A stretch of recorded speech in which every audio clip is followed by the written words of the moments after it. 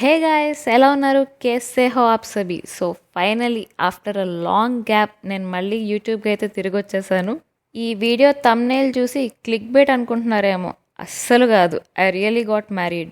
అసలు ఎప్పుడు జరిగింది, ఎలా జరిగింది, ఎందుకు జరిగింది అనేదే ఈ వీడియో. మరి స్టార్ట్ చేసేద్దామా?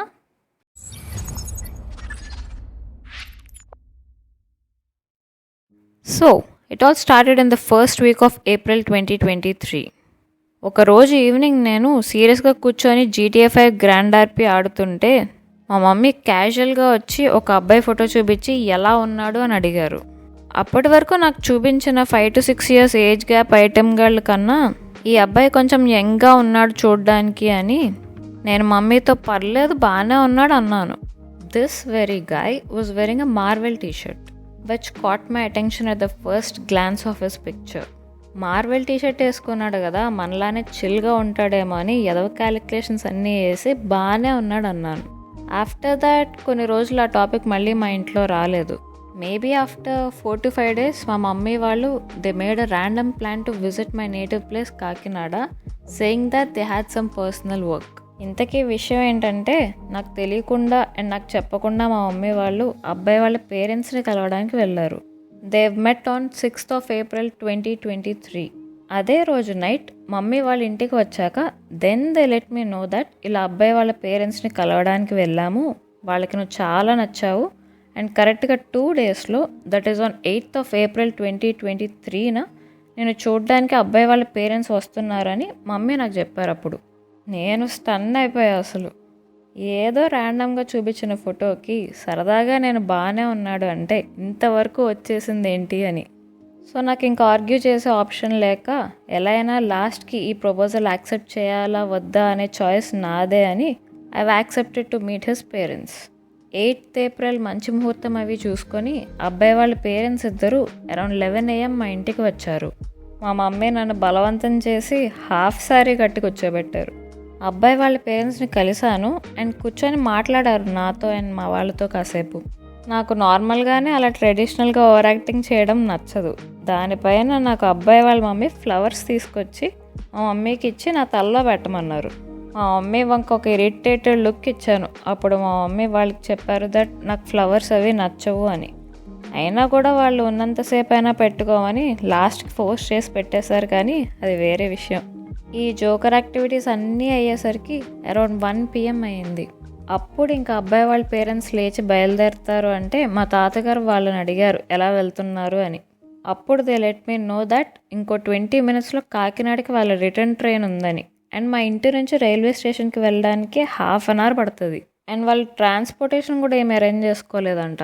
అప్పుడు ఇంకా నేను నా కార్లో తీసుకెళ్ళి డ్రాప్ చేస్తా అని చెప్పి ఆ జోకర్ అవుట్ఫిట్లో డ్రైవ్ చేయలేను, సో చేంజ్ చేసుకొని వస్తా అని మరీ టీషర్ట్ అండ్ జీన్స్ వేసుకుంటే భయపడతారని మా మమ్మీ తిడితే ఇంకా మూసుకొని కుర్తా వేసుకొని వెళ్ళి జెట్ స్పీడ్లో వాళ్ళని రైల్వే స్టేషన్కి తీసుకెళ్ళి కరెక్ట్గా ట్రైన్ మూవ్ అయిపోతుంది అనే టైంకి ఎక్కిచ్చేసాను. ఈ అడ్వెంచర్ అంతా అయ్యి నేను ఇంటికి వచ్చాక అసలు అబ్బాయి ఎవరు ఏంటి అని తెలుసుకోవడానికి ఇన్స్టాగ్రామ్లో వెతికితే I came across his profile and వెంటనే సెకండ్ థాట్ లేకుండా ఫాలో రిక్వెస్ట్ పెట్టేశాను. With in a few minutes he has accepted your follow request and requested to follow you back అని నోటిఫికేషన్ వచ్చింది. I accepted his request and he sent me a message saying hi. దానికి నేను ఏం reply పెట్టాలో తెలియక నేను కూడా hi అని పెట్టాను.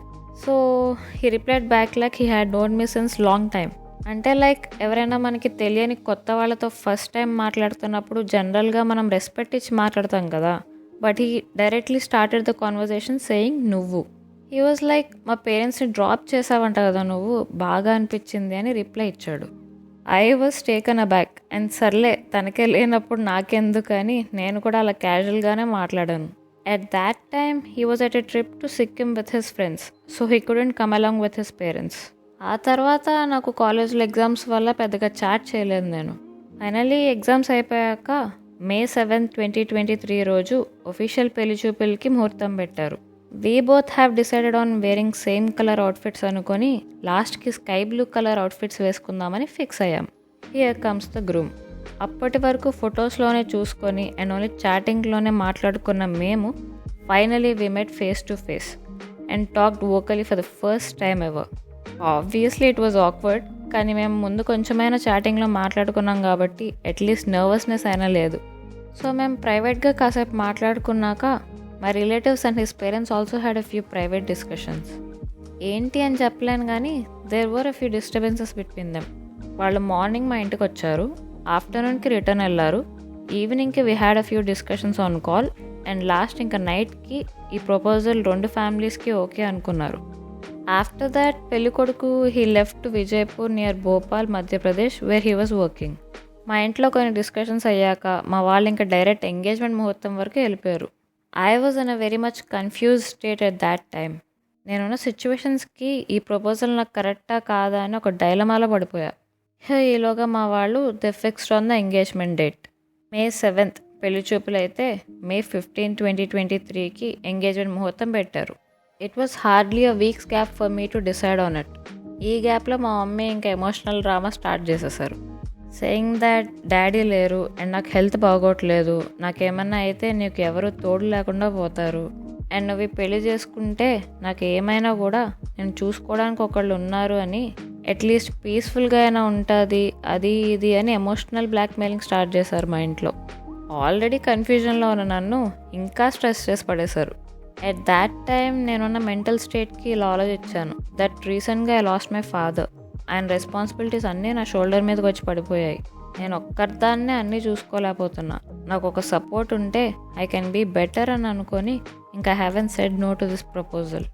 ఈ డ్రామా అంతా అయిపోయాక మీడియం గ్రాండ్గా నా ఎంగేజ్మెంట్ ఈవెంట్ చేయించారు mummy. I got engaged on 15th May 2023. మళ్ళీ సేమ్ మ్యాచింగ్ అవుట్ఫిట్స్ అనుకొని వేసుకున్నాం. మా ఇంట్లో రింగ్స్ ఎక్స్చేంజ్ చేసుకోవడం ఆనవాయితీ లేదు అని, అబ్బాయి వాళ్ళని రింగ్స్ కొనొద్దు అని చెప్పి జస్ట్ ట్రెడిషనల్గా తాంబూలాలు 2 ఫ్యామిలీస్ ఎక్స్చేంజ్ చేసుకొని కేక్ కట్ చేసేసి only close friends and family మధ్యలో వైజాగ్ మేఘాలయ ఫంక్షన్ హాల్లో నా ఎంగేజ్మెంట్ అయ్యింది. అంతా అయిపోయాక లంచ్ చేసేసి రూమ్స్ వెకేట్ చేసేసి బిల్స్ అన్నీ పే చేసేసి రిటర్న్ వెళ్తున్నప్పుడు నా కజిన్ సిస్టర్ సరదాగా అంతా అయిపోయింది, ఇంక నీ జీవితంలో గోల్డెన్ డేస్ అయిపోయాయి అని జోక్ చేయగానే ఇంకా నాకు యాంగ్జైటీ వచ్చేసి సెకండ్ థాట్స్ వచ్చాయి. లైక్ తొందరపడి ఒప్పేసుకున్నానేమో, సరిగ్గా ఆలోచించకుండా ముందడుగు వేసేసానేమో అని చిన్న ప్యానిక్ అటాక్ లాగా వచ్చింది ఫంక్షన్ హాల్ నుంచి మా ఇంటికి రిటర్న్ వచ్చే టైంలో. ఇంకా సీన్ అంతా అయిపోయాక ఒక 1 week గ్యాప్ తీసుకొని మా వాళ్ళు ఇంకా డైరెక్ట్ పెళ్లి డేట్ ఫిక్స్ చేయడానికి ముహూర్తాలు చూడడం స్టార్ట్ చేశారు. ముందు ఒక ముహూర్తం 1 or 2 monthsలో ఉంది అని అనుకున్నారు. ఐ డోంట్ రిమెంబర్ ఎగ్జాక్ట్లీ, కానీ ఐ సెడ్ నో కస్ ఆ టైంకి నాకు మళ్ళీ ఎగ్జామ్స్ ఉండే ఛాన్స్ ఉంది అని. అప్పుడు ఇంకా 5 months గ్యాప్లో చాలా మంచి ముహూర్తం ఉందని October 26th 2023కి పెళ్లి ముహూర్తం ఫిక్స్ చేసి అబ్బాయి వాళ్ళ ఫ్యామిలీకి అకార్డింగ్లీ అరేంజ్ చేసేసుకోమని చెప్పేశారు మా వాళ్ళు. 2 ఫ్యామిలీస్కి ఆ డేట్ కంఫర్టబుల్గానే ఉందని ఎవ్రీవన్ యాక్సెప్టెడ్. ఆ తర్వాత మంత్ జూన్లో నా బర్త్డే వచ్చింది. పెళ్ళి ఫిక్స్ అయ్యాక వచ్చిన నా ఫస్ట్ బర్త్డే.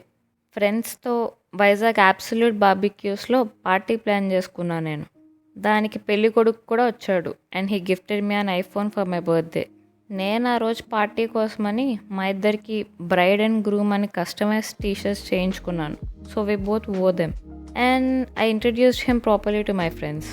అదైపోయాక పెళ్ళికి మధ్య గ్యాప్లో ఒక 2 to 3 times నన్ను కలవడానికి అబ్బాయి వైజాగ్ వచ్చేవాడు.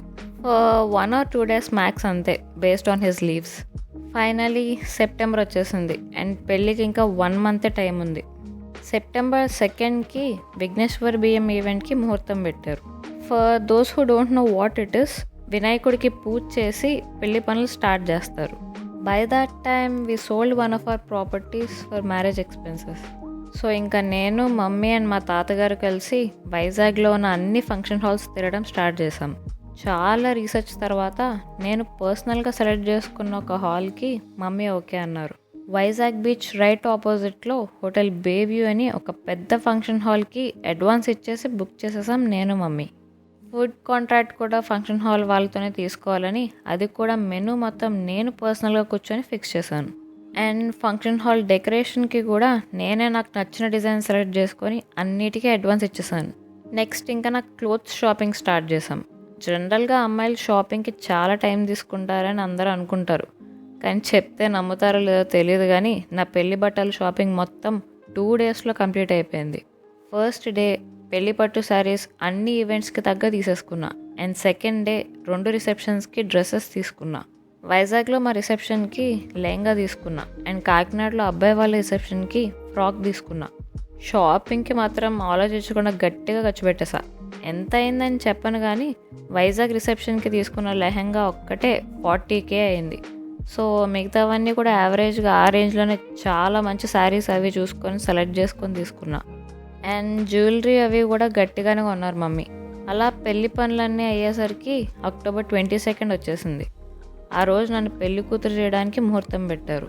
సో ఇంకా కజిన్స్, రిలేటివ్స్, ఫ్యామిలీతో ఫుల్ హడావిడిలో బేసిక్ డెకరేషన్తో వైజాగ్లో మా ఇంటి టెర్రస్ మీదే చాలా ఎంజాయ్ చేస్తూ నా పెళ్లి కూతురు ఈవెంట్ చేసుకున్నా. ఒకసారి పెళ్లి కూతుర్ని చేసేసాక ఇంకా గేట్ దాటి బయటకు వెళ్ళకూడదన్నారు. సో ఇంకా పెళ్లి డేట్ వరకు అలా ఇంట్లోనే ఒక్కదాన్నే ఉన్నా. ఫైనలీ పెళ్లి రోజు రానే వచ్చింది, అక్టోబర్ 26, 2023. ఆ ముందు రోజు ఈవినింగే అబ్బాయి వాళ్ళని మా వాళ్ళు రిసీవ్ చేసుకొని ఫంక్షన్ హాల్లోనే నేను తీసుకున్న రూమ్స్లో వాళ్ళ క్లోజ్ రిలేటివ్స్కి అకామిడేషన్ ఇచ్చారు. పెళ్లి రోజు మార్నింగ్ వాళ్ళ మిగతా రిలేటివ్స్ని నేను చూసి తీసుకున్న ఇంకో సర్వీస్ అపార్ట్మెంట్స్కి తీసుకెళ్ళడానికి వెహికల్ అరేంజ్ చేశారు మా వాళ్ళు. అబ్బాయి వాళ్ళ ఫ్రెండ్స్కి కూడా ఒక పెద్ద గెస్ట్ హౌస్ బుక్ చేశాను, మొత్తం వాళ్ళు మాత్రమే ఉండేలా. సో వాళ్ళు డైరెక్ట్గా అక్కడే చెక్ ఇన్ అయిపోయారు అందరూ. పెళ్లి రోజు మార్నింగే మేము పెళ్ళికి బుక్ చేసుకున్న ఫంక్షన్ హాల్లో అబ్బాయికి ఒడుగు, ఏదో హోమం అండ్ కాశీయాత్ర ఈవెంట్స్ అన్నీ చేశారు. దానికి నేను ఉండకూడదు కాబట్టి నన్ను మా ఇంట్లో ఒక్కదాన్నే వదిలేసి మా వాళ్ళందరూ ఫంక్షన్ హాల్కి వెళ్ళిపోయారు. ఆఫ్టర్నూన్ వరకు ఒక్కదాన్నే ఉన్నాను. మధ్యలో ఫ్రెండ్స్ వచ్చి కలిసి వెళ్ళారు. ఆఫ్టర్నూన్ ఎదురు సన్నాహాలని ఒక ఫ్యామిలీస్ ఈవెంట్ ఉంది, దానికి కూడా నేను ఉండకూడదని నన్ను తీసుకెళ్ళలేదు. ఆ ఈవెంట్ ఏంటంటే ఫస్ట్ పెళ్లి కొడుకుతో పాటు వాళ్ళ క్లోజ్ రిలేటివ్స్ని కూర్చోబెట్టి పానకాలు, స్వీట్స్ అండ్ కొన్ని గిఫ్ట్స్ కూడా ఇచ్చారు వాళ్ళకి, పెళ్లి కూతురు తరపున మా వాళ్ళు. ఆ తర్వాత మా వాళ్ళని కూర్చోబెట్టి అబ్బాయి వాళ్ళ relatives only Panakalu and sweets పెట్టారు. ఆ ఈవెంట్ అవుతుండగా నన్ను ఇంటి నుంచి అన్ని రోజుల తర్వాత ఫస్ట్ టైం బయటికి తీసుకొచ్చి ఫంక్షన్ హాల్లో నా రూమ్కి దొంగతనంగా ముసుగు కప్పేసి మరీ తీసుకెళ్లారు. బికాజ్ అప్పుడు పెళ్లి కొడుకు సైడ్ వాళ్ళు ఎవరు చూడకూడదంట నన్ను. ఆ తర్వాత నన్ను రెడీ చేయడానికి మేకప్ ఆర్టిస్ట్ వస్తే నేను రిసెప్షన్కి మొత్తం రెడీ అయిపోయి కూర్చొని ఉన్నా. ఈ పానకాల ఈవెంట్ అయిపోయేసరికి చాలా టైం పట్టేసింది. అబ్బాయి వాళ్ళు తెచ్చుకొచ్చిన ఆ పంతులు గాడు ఆ ఈవెంట్లో అనవసరమైన అతి చేయించి బాగా లేట్ చేసేసాడు. మీరు విన్నది కరెక్టే, నేను పంతులు గారు అనలేదు, పంతులు గాడు అని అన్నాను. బికాజ్ వాడు చేసిన దానికి he doesn't deserve my respect at all. వాడి వల్ల I couldn't enjoy my marriage. నా రిసెప్షన్ 7:30 PM పెట్టుకుంటే 7:15 వరకు ఆ పానకాల ఈవెంట్ లాగాడు ఆ పంతులు గాడు. 7:15కి ఇంకా మా రిలేటివ్స్ అందరూ మళ్ళీ రూమ్స్కి వెళ్ళి రెడీ అయ్యి వచ్చేసరికి 8 దాటిపోయింది. అండ్ రిసెప్షన్కి చాలా లేట్ అయిపోయింది. అప్పుడు ఇంకా లేట్గా తీసుకెళ్లారు నన్ను స్టేజ్ మీదకి. ఇలా ఫంక్షన్ హాల్లోకి ఎంటర్ అవ్వగానే అంతమంది జనాలను చూసి స్లైట్గా ప్యానిక్ అటాక్ లాగా వచ్చింది నాకు పీపుల్ యాంగ్జైటీ ఉంది. ఒకే ప్లేస్లో ఎక్కువ జనాలు అండ్ గ్రూప్ ఆఫ్ పీపుల్ని చూస్తే నాకు యాంగ్జైటీ వచ్చేస్తుంది. పైగా ఆ రోజు ఈవెంట్ నాది అండ్ అందరూ నన్నే చూస్తూ ఉన్నారు. సో నాకు చాలా యాంగ్జైటీగా అనిపించింది ఆ మూమెంట్లో. కాసేపు పెళ్లి కూతురుని చేసే వరకు అన్నీ పర్ఫెక్ట్గా ఉండేలా నేనే చూసుకున్నా. ఆ తర్వాత అంతా మా మమ్మీ చూసుకున్నారు. స్టేజ్ దగ్గరికి ఫస్ట్ రాగానే నేను నోటీస్ చేసింది ఏంటి అంటే నేను చెప్పిన డెకరేషన్ డిజైన్ మొత్తం మార్చేశారు డెకరేషన్ వాళ్ళు. మమ్మీ సరిగ్గా చూసుకోలేదు అండ్ వాళ్ళ డెకరేషన్ ప్యాటర్న్ మొత్తం చేంజ్ చేసేసారు. మా డ్రెస్సెస్కి తగ్గ మేము హైలైట్ అయ్యేలాగా పీచ్ అండ్ వైట్ కలర్ ఫ్లవర్స్తో డెకరేషన్ చెప్తే వాడు చూసుకోకుండా మొత్తం dark red, white, yellow and గ్రీన్లో డెకరేషన్ చేసేసాడు. ఆ విషయం కూడా నా మైండ్ని చాలా డిస్టర్బ్ చేసింది. ఇంకా సర్లే ఇప్పుడు పీకేదేం లేదని స్టేజ్ మీదకి ఎక్కాను. అక్కడ స్టెప్స్కి ఎదురుగా మా డాడీ ఫోటో పెట్టి ఫ్లవర్స్ అన్నీ పెట్టి నన్ను దండం పెట్టుకోమన్నారు. అది చూసిన వెంటనే చాలా బాధ వచ్చేసింది. కళ్ళు మూసుకొని దండం పెట్టుకుంటున్నా అంతే. కళ్ళల్లోంచి అలా బాధ కన్నీరుగా కారిపోయింది. నా ప్రాబ్లం ఏంటంటే ఒకసారి నేను ఏడవడం స్టార్ట్ చేస్తే అంత ఈజీగా ఆగదు. అంతమంది నన్నే చూస్తూ ఉన్నారు, నాకేమో ఆగట్లేదు. చాలా కష్టపడి కంట్రోల్ చేసుకున్నా ఆ సిచ్యువేషన్లో. సరే ఇంకా టైం లేదని నన్ను నేను మళ్ళీ కంపోజ్ చేసుకొని ఫాస్ట్గా స్టేజ్ మీద సోఫా దగ్గరికి వెళ్ళి నుంచున్నా. ఎంజాయ్ చేస్తూ చేసుకోవాల్సిన రిసెప్షన్ టైం లేక ఏదో రేస్ లాగా అందరితో ఫాస్ట్గా ఫొటోస్ తీసేసుకొని హార్డ్లీ 1 అవర్లో రిసెప్షన్ కంప్లీట్ చేసేసుకొని స్టేజ్ దిగిపోయాం మిగతా ఈవెంట్స్కి. నేను శారీ చేంజ్ చేసుకునే టైంలో అబ్బాయికి మా వాళ్ళు జంజం వేసే ఈవెంట్ అయిపోయింది.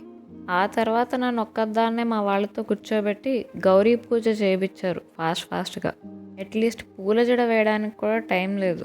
నా గౌరీ పూజ అయిపోయే టైంకి మళ్ళీ పెళ్ళికొడుక్కి ఏదో పూజ ఉందని నన్ను స్టేజ్ దింపేశారు. సర్లే అది అవుతుంది కదా, ఈలోగా పూల జడ వేయించుకుందామని పైన నా రూమ్కి వెళ్ళాను. ఇలా పెట్టడం స్టార్ట్ చేశారో లేదో పంతులు గడు ఓవర్ యాక్షన్ స్టార్ట్ చేశాడు. టైం అయిపోతుంది, వెంటనే అమ్మాయి రాకపోతే నేను వెళ్ళిపోతా, అది ఇది అని ఎక్స్ట్రాలు దబ్బాడంట. మా పెద్దమ్మ పరిగెత్తుకొని వచ్చి పూల జడ సెట్ చేస్తూ ఉండగా నన్ను పట్టుకొని తీసుకెళ్ళిపోయారు. ఇంకేముంది, ఆ పూల జడ జారిపోయింది. స్టేజ్ మీద నా వెనకాల నుంచొని ఆ మేకప్ ఆర్టిస్ట్ అండ్ నా ఫ్రెండ్ జారిపోయిన నా జడని సెట్ చేయడానికి చాలాసేపు కుస్తీ పడ్డారు. కానీ ఎంతకీ సెట్ అవ్వకపోతే ఫొటోస్కి అడ్డంగా ఉన్నారని అలా వదిలేసి ఫోటోగ్రాఫర్ వెళ్ళిపోమన్నాడు వాళ్ళని. ఇంకా అలానే జారిపోయిన జడతోనే అలా కూర్చొని ఉన్నా. నా ముందే తెర వెనకాల పెళ్లి కొడుకు కూర్చొని ఉన్నాడు. ఏవేవో ఫార్మాలిటీస్ అయ్యాక మా వాళ్ళు పెళ్లి కొడుకు కాళ్ళు కడిగేసి నా పక్క నుంచి లేచి వెళ్ళిపోయారు. నెక్స్ట్ ఇంకా అసలైన జీలకర్ర బెల్లం ముహూర్తంకి అందరూ టైం చూసుకొని వెయిట్ చేస్తున్నారు. ఇంకా 5 minutes ఏమో ఉందనగా అందరూ వాచ్ల వంక అండ్ ఫోన్ల వంక చూడడం స్టార్ట్ చేశారు. కరెక్ట్గా టైం అయ్యింది అని చెప్పి ఆ పంతులుగాడు నా చేయి పట్టుకొని పెళ్లి కొడుకు తల మీదకి అండ్ తన చేయి పట్టుకొని నా తల మీదకి పెట్టి జీలకర్ర బెల్లం పెట్టించాడు మంగళ వాయిద్యాలతో. అంతే, ఏమైందో తెలియదు కానీ వెంటనే నా కళ్ళలోంచి కన్నీళ్ళు అలా కారిపోయాయి. చాలా భయం వేసేసింది. ఏవేవో ఆలోచనలు, మిక్స్డ్ ఎమోషన్స్, కన్నీళ్ళు అస్సలు ఆగలేదు చాలాసేపటి వరకు. నా వెనకాల నుంచొని నా రిలేటివ్స్ అండ్ ఫ్రెండ్స్ నన్ను కామ్ చేయడానికి చాలా ట్రై చేశారు పాపం. కానీ ఆ మూమెంట్లో అసలు నా వల్ల కాలేదు. నా ముందు తెర తీసేశారు, నా ఎదురుగా అబ్బాయి. నేను ఏడుపు ఆపుకోలేకపోవడం చూసి ఒక కుళ్ళు జోకేశాడు. అంతే, వెంటనే నవ్వేశాను. అందరూ వచ్చి అక్షింతలు వేసి వెళ్ళిపోతూ ఉన్నారు. వెనకాల నుంచి మా అమ్మ కెమెరా వంక కాదు అబ్బాయిని చూడు అంటే ఇంకా అబ్బాయినే చూస్తూ ఉన్నా. అది అయిపోయాక నెక్స్ట్ ఈవెంట్కి శారీ మార్చుకోవడానికి తీసుకెళ్లారు నన్ను. ఇలా రూమ్కి వచ్చానో లేదో మళ్ళీ ఆ పంతులుగాడు భజన స్టార్ట్ చేశాడు టైం అయిపోతుందని. నాకున్న తిక్కకి వాడి మీద ఫుల్ కోపం వచ్చేసింది. నా చేతికి దొరికితే వాడికి చీర కట్టి ఎంతసేపు పడుతుందో చూపించి చంపేద్దాం అన్నంత కోపంతో మళ్ళీ స్టేజ్ మీదకి వెళ్ళాను. నెక్స్ట్ ఈవెంట్ అంతా వాడి వైపు దొరికితే చంపి పడేస్తానరా నిన్ను అన్నట్టు చాలా చిరాగ్గా చూస్తూ ఉన్నా వాడు పెట్టిన మెంటల్ టెన్షన్కి. ఆ తర్వాత తాళి కట్టించారు. అప్పుడు పెళ్లి కొడుకు కాలు పట్టుకోమన్నారు. నాకు చిన్నప్పటి నుంచి ఎవరి కాలు పట్టుకోవడం నచ్చదు, సో నేను పట్టుకోను అన్నాను. ఇంకా వెనకాల నుంచి అందరూ ఫోర్స్ చేసేసరికి సర్లే అని చిన్నగా నా ఫింగర్స్ తన కాలు కంటించాను. ఫోటోగ్రాఫర్ ఏమో అలా కాదు మొత్తం పట్టుకోండి అంటే ఇంకేం చేయలేక ఆ తిక్కలో తన కాలు చిన్నగా గిల్లేసి అప్పుడు మొత్తం పట్టుకున్నా. దాని తర్వాత రైస్ కుకింగ్ ఈవెంట్ ఏదో చేశారు, ఫాలోడ్ బై ఏవో చిన్న సోది కార్యక్రమాలు. ఆ తర్వాత తలంబ్రాలు ఈవెంట్ చేశారు. అప్పుడు ఇంకా తిక్కంతా చల్లారి జెన్యున్గా నవ్వి ఎంజాయ్ చేశాను. నెక్స్ట్ బిందులో రింగ్స్ వేసి ఆడించారు, అది కూడా బాగా ఎంజాయ్ చేశాను. మనం బాన్ గేమర్ కాబట్టి ఆబ్వియస్లీ ఆ గేమ్లో నేనే విన్ అయ్యాను. దాని తర్వాత అప్పగింతలు ప్రోగ్రాం పెట్టారు లాస్ట్లో. అది అయిపోయాక ఇంకా ఫ్యామిలీతో ఫొటోస్ దిగేసి మా పెళ్ళి సక్సెస్ఫుల్గా కంప్లీట్ చేసేసుకున్నాం. ఆ తర్వాత అబ్బాయి వాళ్ళకి ఇచ్చిన రూమే అత్త వాళ్ళ ఇల్లు అన్నట్టు వాళ్ళ రూమ్కి తీసుకెళ్ళి హారతి ఇచ్చి స్వీట్ తినిపించి కూర్చోబెట్టారు. అప్పుడు నాకు కొంచెం ఒంట్లో బాగాలేదని అబ్బాయిని తీసుకొని మా ఇంటికి వచ్చేసాం. పెళ్ళయ్యాక ఇద్దరు వేరువేరుగా ఉండకూడదంటే కొన్ని పర్సనల్ రీజన్స్ వల్ల మార్నింగ్ అబ్బాయిని వాళ్ళ తమ్ముడిని వాళ్ళ ఫ్యామిలీ వాళ్ళు వచ్చి కాకినాడ తీసుకెళ్ళిపోయారు. ఆ రోజంతా ఇంట్లో నేను ఒక్కరిదాన్నే ఉన్నాను. తర్వాత రోజు ఇంకొక్కరిదాన్నే ఉంటే పిచ్చెక్కిపోతానని కాలేజ్కి వెళ్ళిపోయా. మా ప్రొఫెసర్ అండ్ ఫ్రెండ్స్ అందరూ షాక్ అయ్యారు, నిన్న పెళ్లి చేసుకొని వాళ్ళు కాలేజ్కి వచ్చేసావేంటని. ఆ తర్వాత 2 daysకి కాకినాడలో రిసెప్షన్కి వెళ్ళాను. అక్కడ రిసెప్షన్లో పూజ కార్యక్రమాలు ఏం లేవు కాబట్టి చాలా ప్రశాంతంగా ఫొటోస్ అవి తీసుకొని అందరితో మంచిగా టైం స్పెండ్ చేసి మళ్ళీ వైజాగ్కి తిరిగి వచ్చేసాను. ఆ తర్వాత 2 daysకి నేను ఒక్కరిదాన్నే ఉన్నా అని అబ్బాయి వాళ్ళ ఇంట్లో గొడవ పడి తన తమ్ముడిని కూడా తీసుకొని వైజాగ్ వచ్చేసి నన్ను సర్ప్రైజ్ చేశాడు. తర్వాత 2 డేస్కి ముహూర్తం చూసుకొని అన్నవరంలో సత్యనారాయణ వ్రతం చేయించి వాళ్ళ ఇంటికి తీసుకెళ్ళి నాకు మీడియం గ్రాండ్గా వెల్కమ్ ఇచ్చారు. తర్వాత 1 మంత్ లోపే కాలేజ్లో ఎగ్జామ్స్కి ఏదో సెట్టింగ్ చేయించి పోస్ట్పోన్ చేయించి అబ్బాయి ఉండే ప్లేస్కి నన్ను తీసుకెళ్ళడానికి ముహూర్తం పెట్టించారు. ఎగ్జామ్స్ జస్ట్ 1 డే పోస్ట్పోన్ చేశారని ముహూర్తం రోజు ఒక్కటే అక్కడ ఉండి నెక్స్ట్ డే ఫ్లైట్లో రిటర్న్ వచ్చేసి ఇంటర్నల్ ఎగ్జామ్స్కి అప్పటికప్పుడు ప్రిపేర్ అయ్యి రాసేసా. అది నా పెళ్లి కథ. ఇన్ని ట్విస్టులతో, చాలా అడ్వెంచరస్గా, చాలా అప్స్ అండ్ డౌన్స్తో ఫైనల్లీ మా పెళ్ళి అలా జరిగిపోయింది. ఇంతకీ మీకు అబ్బాయి పేరేంటో చెప్పలేదు కదూ. He's Uday, Gopalapurapu Lakshmi Uday Kaushik, care of GAIL India limited, Vijaypur, Madhya Pradesh. And నేను ఇంకా ఎంబీఏ చేస్తున్నా ఆంధ్ర యూనివర్సిటీలో. సో నేను ప్రస్తుతానికి వైజాగ్లోనే ఉంటున్నా. నెక్స్ట్ ఏంటి అనేది ఇంకా క్లారిటీ లేదు నాకు. So that was it.